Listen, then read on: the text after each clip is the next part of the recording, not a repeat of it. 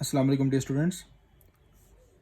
Now we start question number 6 of exercise number 1.2. As I mentioned here, exercise number 1.2. Question number 6 is verify that if A1201 P matrix 1120, then part number 1 is A transpose whole transpose equals to A. So what is given to me? I write here given A transpose whole transpose equals to A. We solve both sides directly. First, A matrix. What is A matrix given to me? 1, 2, 0, 1. This is my matrix. First transpose, I write here. Then the parenthesis, I write the parenthesis. Then the second transpose outside equals to A. A is what given to me? 1, 2, 0, 1. Now, inside the brackets, we solve first. We take the first transpose. This is the first row, interchange into first column. Second row, interchange into second column. It's my first transpose. Outside transpose, I mention like this. Equal, right side always written same.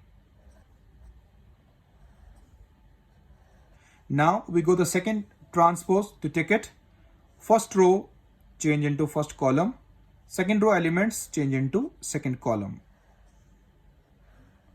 Now the right side still same, 1, 2, 0, 1. So see students, left hand side equals to right hand side. Thus A transpose whole transpose equals to A, hence proved. So that is the way to prove part number A.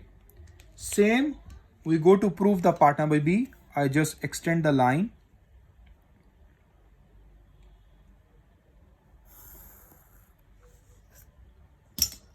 Now here, I already write solution. What is given us?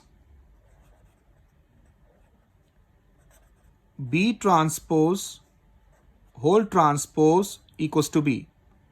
Now, inside the parenthesis, B matrix first. What is the B matrix given to me? 1, 1, 2, 0. Here, inside transpose, have the whole transpose equals to B. 1, 1, 2, 0. Inside the brackets we solve first. We take the first transpose. First row change into first column. Second row change into second column. What is outside? Outside transpose remains same. Right side still same. Right side we nothing do anything. First row interchange into first column. Second row interchange into second column because we take this transpose. Now we will see 1, 1, 2, 0. Both sides are same. We write here left hand side equal right hand side. Thus B transpose whole transpose equals to B, hence proved. So that is a proof of question number 6 of exercise number 1.2. Hope so you understand this question.